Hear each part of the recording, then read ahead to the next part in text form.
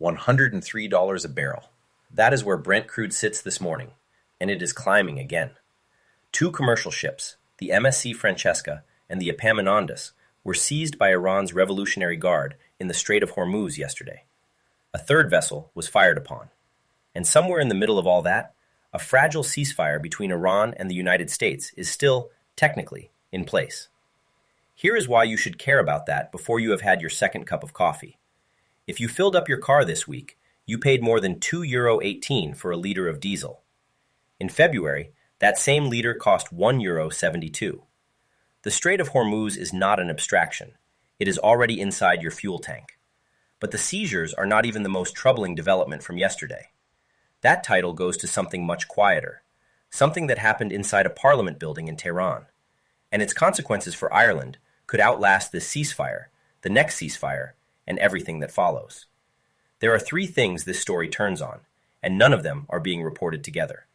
The first is what Iran actually did in the Strait yesterday, and what it means for the 8 weeks of crisis that built up to it. The second is the specific mechanism by which a waterway in the Persian Gulf is now dictating what you pay for energy, food, and construction materials in this country.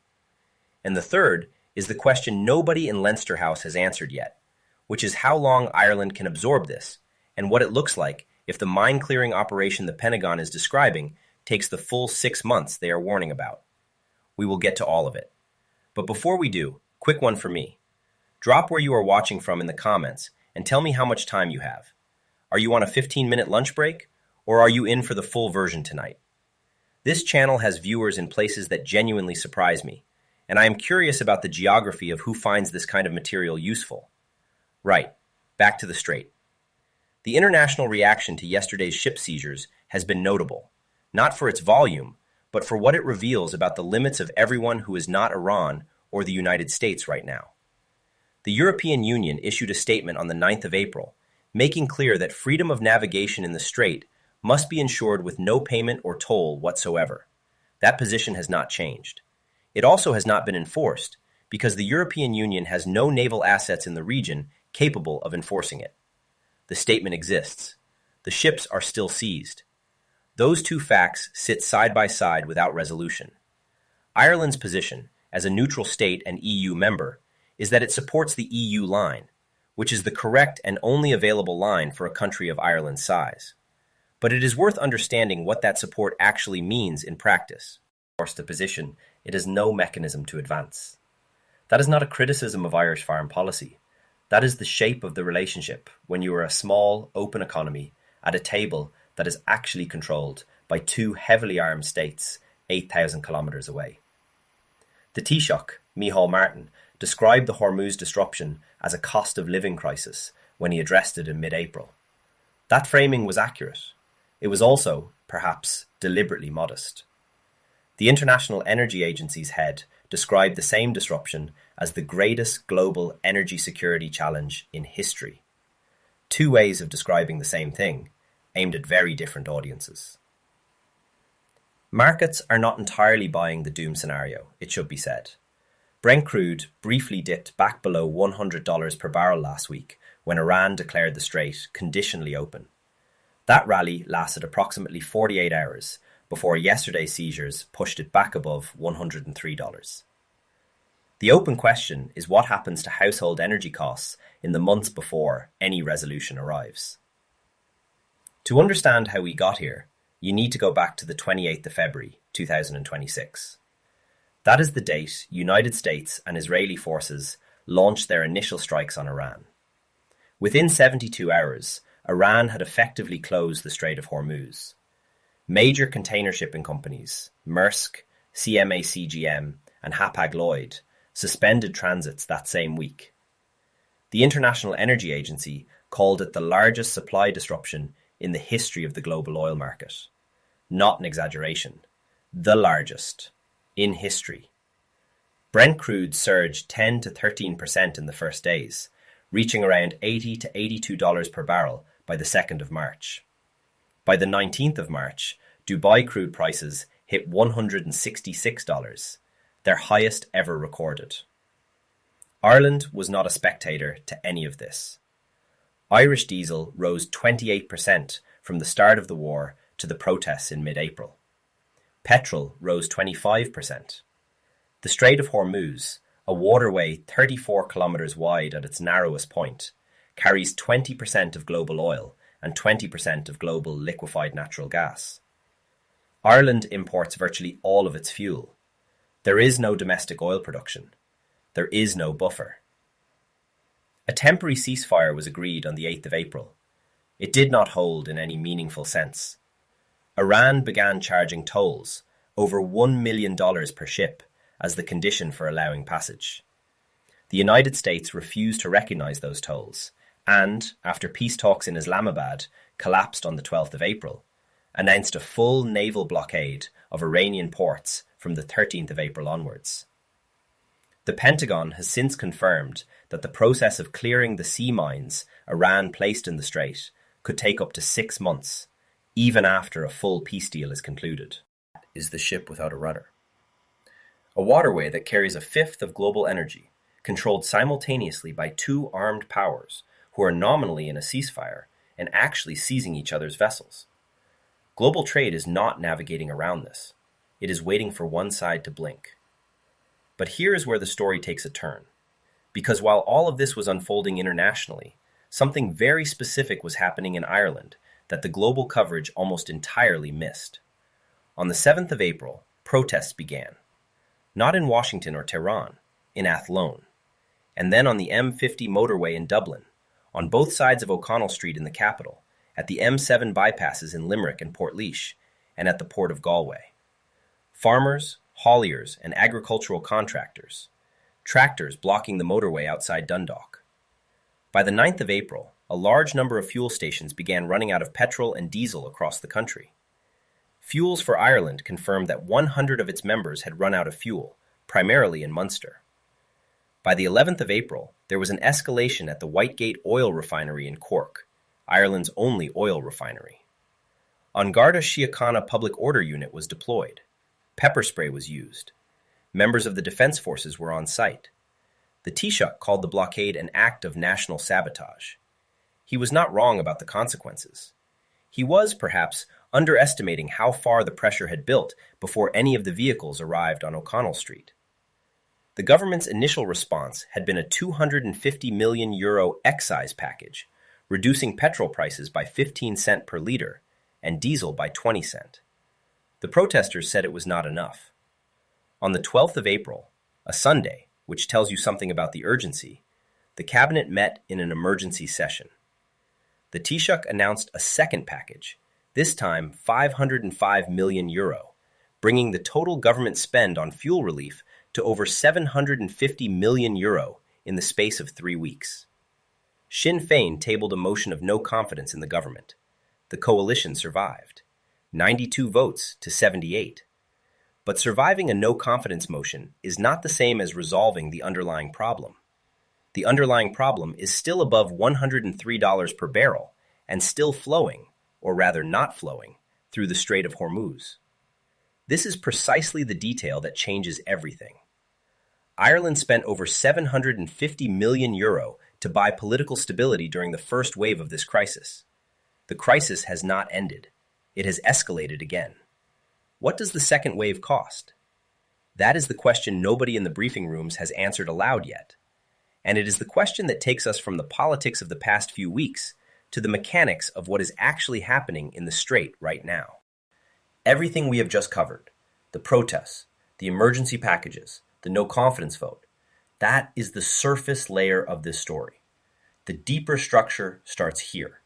On the 23rd of April, Iranian lawmaker Abbas Papizadeh confirmed before the Iranian parliament that Iran has begun formally collecting transit fees from ships passing through the Strait of Hormuz, and that the funds are being deposited directly into Iran's central bank account. Not a rumor, confirmed on the parliamentary record. Here is why that matters in a way that outlasts the current ceasefire. The United Nations Convention on the Law of the Sea, UNCLOS, explicitly prohibits bordering states from charging fees for transit passage through international straits. Article 26 of that treaty is unambiguous.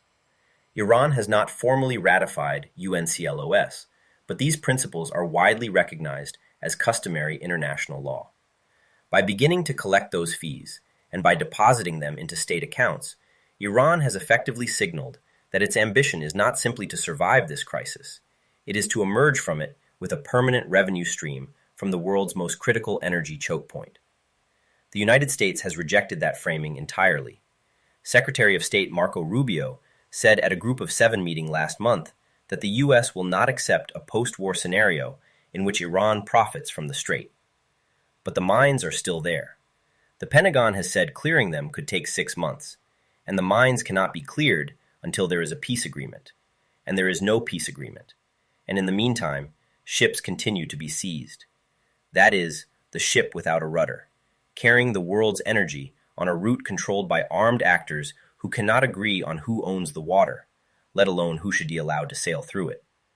The real exposure for Ireland sits in the energy modeling published ahead of this crisis. In a moderate disruption scenario, one lasting several months but not catastrophic, Irish household electricity costs could peak at 45 cents per kilowatt hour.